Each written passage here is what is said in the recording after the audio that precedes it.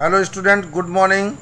I will start from the chapter number 12, algebraic expression. Write the algebraic expression for each of the following statement using the variables and constant terms.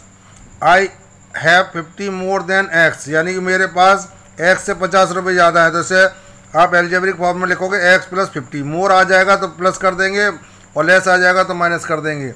The sum of the two numbers a and b subtracted from their product. तो पहले तो हमने ए और B का product निकालेंगे, तो the product of two numbers A and B is equal to A B हो जाएगा. इन दोनों का मल्टीप्लाई करने पर ए बी आएगा और सम पता करना है ए बी का, तो ए प्लस बी आ जाएगा.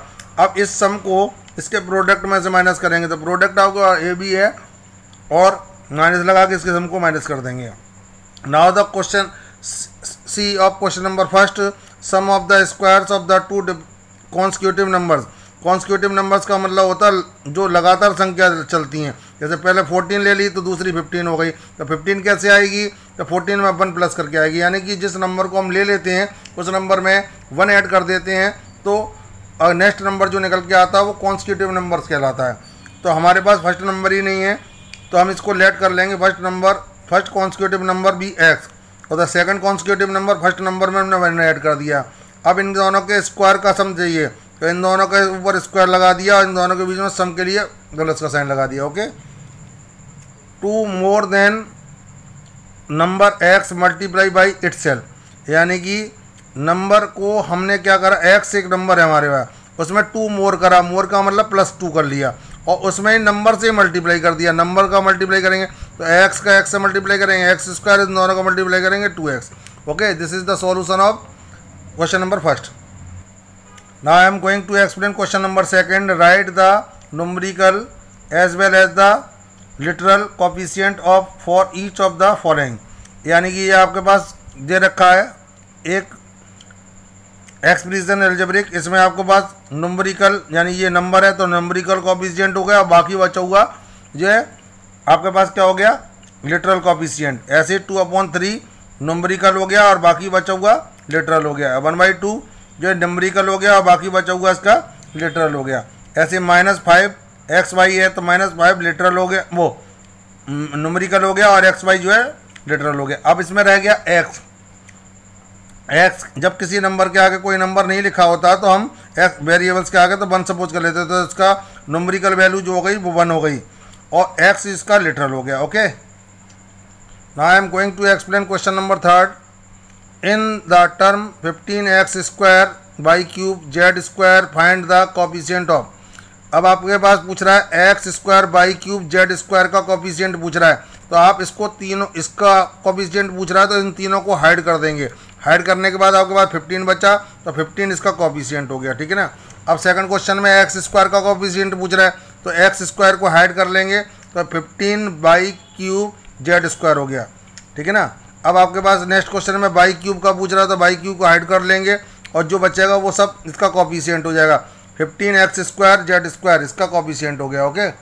अब जेड स्क्वायर का पूछ रहा है तो जेड स्क्वायर को हाइड कर लिया और जो बचा हुआ है वो सब इसका कोफिशिएंट बनेगा. तो 15x स्क्वायर बाई क्यूब इसका जेड स्क्वायर का कोफिशिएंट हो गया. अब आपसे पूछ रहा है एक्स स्क्वायर और बाई क्यूब, तो इन दोनों को हाइड करेंगे. आपके पास कितना बचा, 15z स्क्वायर, तो इसका कोफिशिएंट ये आ गया. ठीक है ना.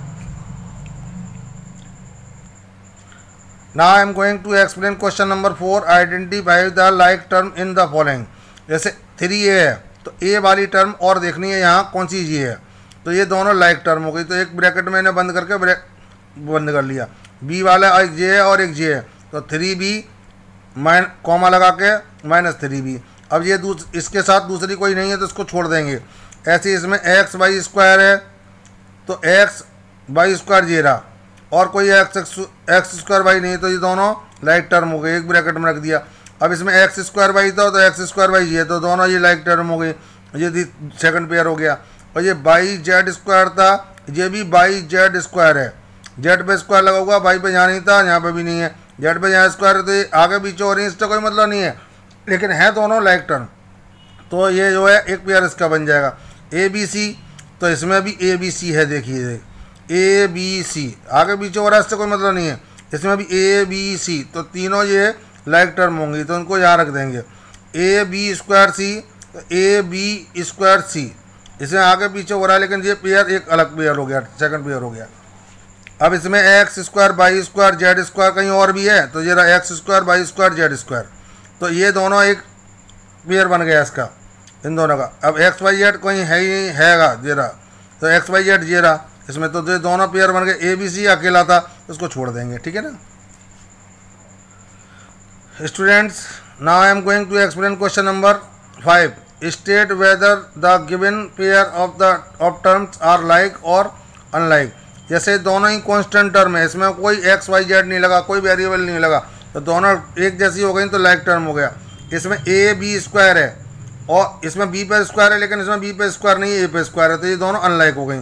इसमें एक्स लगा हुआ है, इसमें भी एक्स लगा हुआ, बट इनके नंबर कुछ भी हो, लेकिन एक्स एक्स है, तो दोनों लाइक टर्म। ए बी है, इसमें ए स्क्वायर बी स्क्वायर है, तो दोनों डिफरेंट हो गई, तो अनलाइक टर्म हो गई।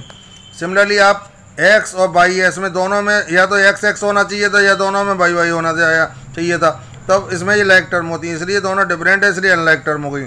अब इसमें ए बी है, इसमें बी ए है, तो दोनों हैं सेम, लेकिन आगे पीछे कर दिया, इससे कोई मतलब नहीं है आपको, हैं होने चाहिए सेपरेट टर्म्स, तो ये दोनों एक जैसी हो गई, तो लाइक टर्म हो गई। Okay, classify the following into monomial, binomial and trinomial. Monomial का मतलब एक टर्म होगी तो उसे मोनोमियल बोलेंगे, दो टर्म होंगी तो बाइनोमियल, और तीन टर्म होंगी तो ट्राइनोमियल। तो इसमें एक टर्म ये, एक टर्म ये, तो दो टर्म हो गई, तो बाइनोमियल हो गया। इसमें ओनली सिंगल टर्म है तो मोनोमियल, इसमें भी सिंगल टर्म है मोनोमियल। इसमें 1 2 3 तो ट्राइनोमियल हो गया। इसमें 1 2 तो बाइनोमियल, इसमें 1 2 3 तो ट्राइनोमियल हो गई। Okay student, now I am going to explain question number 7। Identify which of the following expression are polynomial, write the degree of the polynomial. यानी कि सबसे पहले तो आपको पॉलिनोमियल पता करनी है। तो ये पॉलिनोमियल इसलिए है क्योंकि इसमें कोई भी पावर जो है रूट के अंदर नहीं है, और इसकी पावर कोई भी माइनस में नहीं है, तो ये पॉलिनोमियल होगी। इसकी डिग्री जो होगी वो, इसकी पावर कितनी है 2, और इसकी पावर कितनी है 2। अब इन दोनों की पावर कुछ नहीं है, तो 1 और 1 हो गई, तो 1 और 1 मिलाएंगे तो क्या हो जाएगा 2, तो यानी कि इसकी सबसे बड़ी पावर 2 ही होगी, तो डिग्री 2 हो गई। इसमें आपके पास इसकी पावर कुछ नहीं होती तो 1, इसकी पावर कुछ नहीं है तो 1, और इसकी पावर 1 और 1 कितनी हो गई 2, दोनों के मिलाएंगे तो 2, तो इसकी जो डिग्री हो गई 1 इसकी है और ये 1 ये है, उसकी 2 है, तो ये सबसे बड़ी पावर वो बनेगी, तो वो डिग्री होगी इसकी 2। अब इस क्वेश्चन में आपको, जब इसको हम ऊपर ले जाएंगे स्टूडेंट, तो ये पावर जो है इसकी माइनस में पहुंच जाएगी, तो ये पॉलिनोमियल है ही नहीं, क्योंकि ये अपॉन में जब आती हैं तो वो पॉलिनोमियल नहीं होती है। जब पॉलिनोमियल नहीं होती है तो डिग्री भी नहीं बताएंगे इसकी। अब इसकी पावर कितनी है 2, और इन दोनों की पावर मिलाएंगे तो 4 हो जाएगी, और इसकी पावर 2 है, तो सबसे बड़ी पावर कितनी बनेगी 4, तो डिग्री हो गई इसकी 4। अब ये भी पॉलिनोमियल नहीं है, क्योंकि जब नीचे अपॉन में आ जाएगा तो ये पॉलिनोमियल नहीं मानेंगे, तो ये पॉलिनोमियल नहीं है, तो हम डिग्री भी नहीं बताएंगे इसकी। अब ये भी इसमें नीचे आ गया, आपको अपॉन में आ गया x, कोई वेरिएबल अपॉन में आ जाएगी तो वो पॉलिनोमियल होगी नहीं, तो ये पॉलिनोमियल है ही नहीं, तो हम डिग्री भी नहीं बताएंगे इसकी। Okay, now I am going to explain question number 8। Which of the following polynomials is 1 variable, 2 variable, write the degree of the polynomial and arrange them in the order of increasing degree.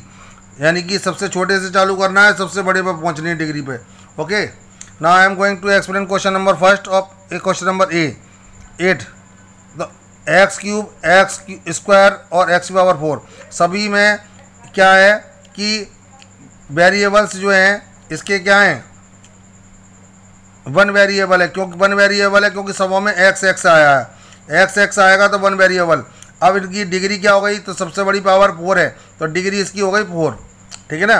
अब इनको increasing order में लगाना है, तो सबसे पहले constant term को रखेंगे, फिर सबसे छोटी पावर, फिर उससे बड़ी पावर ये आ गई, फिर सबसे बड़ी पावर, तो ये इंक्रीजिंग ऑर्डर हो गया। अब इसमें आपके पास एक्स वाई यानी 2 टाइप की वेरिएबल्स हैं, एक्स एंड वाई की, तो वो 2 वेरिएबल्स हो गई है। और इसकी डिग्री कितनी हो गई, इसकी 1 है, इसकी पावर 1 है, इसकी पावर भी 1 और 1 दोनों मिलाकर 2 हो जाएगी इसकी पावर, तो दोनों को ऐड करके पावर को 2 हो जाएगी, और तो इसकी डिग्री जो बनेगी वो 2 होगी। अब इसे इंक्रीजिंग ऑर्डर में लगाएंगे, तो पहले कांस्टेंट टर्म को लगाएंगे। कांस्टेंट टर्म वो होती हैं जिनमें एक्स वाई जेड कुछ भी ABCD के अल्फ़ाबेट नहीं लगे होते हैं, तो इसमें कुछ नहीं लगा तो कांस्टेंट टर्म ये आ गई, फिर इसकी पावर 1 थी, इसकी भी पावर 1 थी, इसकी पावर 2 थी, तो लास्ट में ये डाल दिया। Okay, now I am going to explain question number C of question number 8। 2x² 3xy plus x² यानी x और y के अलावा इसमें कुछ है ही नहीं दूसरा, तो 2 वेरिएबल्स हो गई, यानी 2 टाइप के लेटर आए हैं, जितने टाइप के लेटर आएंगे उतनी वेरिएबल होंगे। अब इसकी डिग्री, इसकी पावर 2 है, इन दोनों की 2 ऐड करेंगे तो इसकी पावर 2 हो जाएगी, इसकी पावर 2 और इसकी पावर 1 मिलाकर कितनी हो जाती है 3, तो इसकी डिग्री हो गई 3। अब इनको हमें क्या लगाना है, असेंडिंग ऑर्डर में लगाना है। असेंडिंग ऑर्डर का मतलब इसकी पावर छोटी है उसको पहले और जिसकी पावर बड़ी है उसको बाद में। इसकी पावर भी 2 थी और इसकी पावर भी 2 थी, लेकिन हम दोनों में से कौन सी पहले लगाएं, तो कोई भी पहले लगा सकते हैं, ये भी पहले रख सकते हैं, ये भी पहले रख सकते हैं, क्योंकि दोनों की पावर 2 डिग्री 2 है, ठीक है ना। अब इसमें 3 इसकी डिग्री है तो इसको यहाँ रख दिया। क्वेश्चन नंबर 8 का DEF do yourself. In the algebraic expression 5x³ minus 3x³ plus 5x³ minus 13, ठीक है ना। List all the terms, how many terms are there. इसमें पहले बात तो कितनी टर्म है, तो हमने आपको जहाँ से साइन चालू होता है कोई तो एक टर्म खत्म होती है, एक 1 2 3 4 यानी 4 टर्म मैंने अलग अलग कॉमा लगा के लिखी है, तो 4 टर्म्स यहाँ लग दी। Write the numerical coefficient of term 3x/3।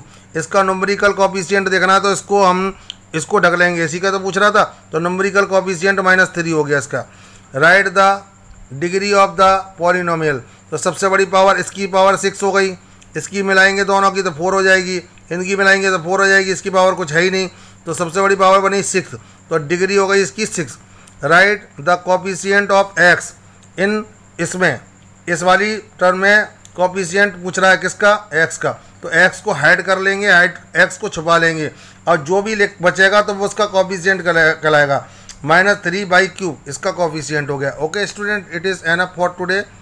I will provide the next video very soon. Okay, bye bye.